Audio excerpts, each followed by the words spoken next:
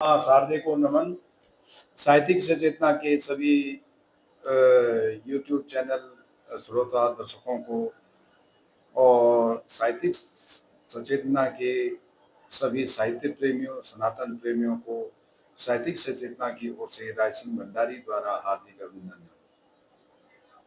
हम आपके सामने नित नई प्रस्तुति लेकर के उपस्थित होते हैं और सनातन धर्म के प्रचार प्रसार हेतु कुछ अनछुए पहलुओं को आपके सम्मुख रखते हैं ताकि इसमें सनातन धर्म का प्रचार प्रसार हो सके। तो आज की प्रस्तुति को लेकर के हम उपस्थित हुए हैं। आज की प्रस्तुति है पंच प्राज्ञों में से एक आयाम महाप्राज्ञ।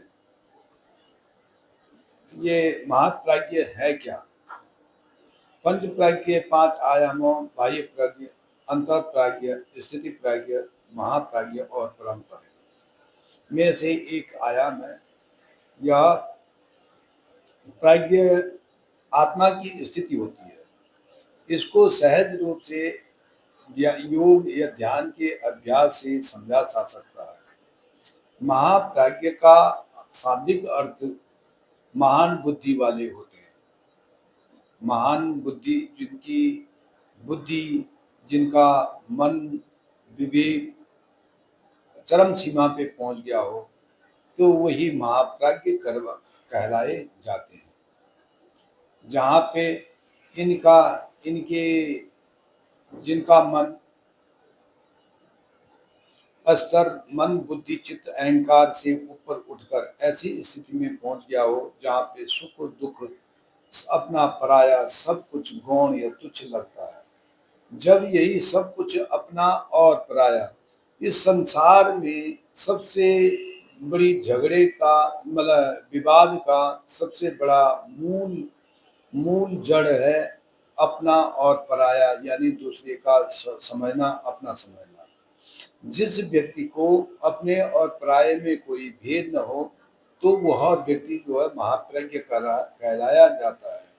जैसे उदार चरिता नाम तो वसुदैव कुटुंबकम, जो उदार चरित वाले होते हैं, जो महाप्रज्ञ वाले होते हैं, उनके लिए तेरा और मेरा नहीं बल्कि यह पूरी वसुधा, यह पूरी पृथ्वी ही एक अपने परिवार के समान होती है। ऐसे भाव रखने वाले ही महाप्रज्ञ कहलाए जाते हैं। अब ये सवाल उठता है कि महाप्रज्ञ का आत्मा के स्तर से क्या संबंध है? आत्मा के 5 स्तर होते हैं, जिसमें जागृत, स्वप्न, सुषुप्ति, तुरीय और तुरीयातीत होती है। उन्हीं के संबंध में प्रत्येक आत्मा के प्रत्येक स्तर के साथ आत्मा की स्थिति संबंध रखती है। जैसे जागृत स्थिति, जब जागृत स्तर जब आत्मा का होता है वह स्थिति बाह्य प्राज्ञ कहलाती है। स्वप्न की स्थिति अंतः प्राज्ञ कहलाती है। सुषुप्ति की स्थिति प्रज्ञ कहलाती है। तुरीय की स्थिति महाप्राज्ञ कहलाती है और तुरीयातीत की अवस्थी परम प्राज्ञ कहलाती है।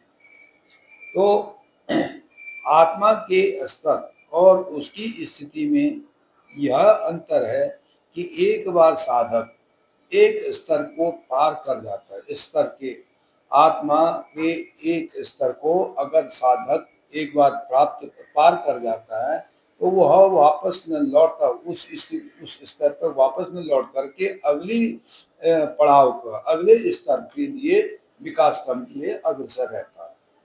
जैसे कि शब्द से विदित होता है कि स्थिति सदा परिवर्तनशील होती है, इसीलिए ये जो स्थिति होती है वह एक कुछ देर में यह दशा चेंज हो जाती है और दूसरी स्थिति आरंभ हो जाती है। तो यह चेंज परिवर्तित होता रहता है। तो यह ध्यान और योग पर भी निर्भर करती है। महाप्राज्ञ का मन संबंध के में जब साधक स्थितियों से अवगत हो जाता है तब महाप्राज्ञ स्थिति में पहुंच जाता है और वह मन को विशाल समझने लगता है।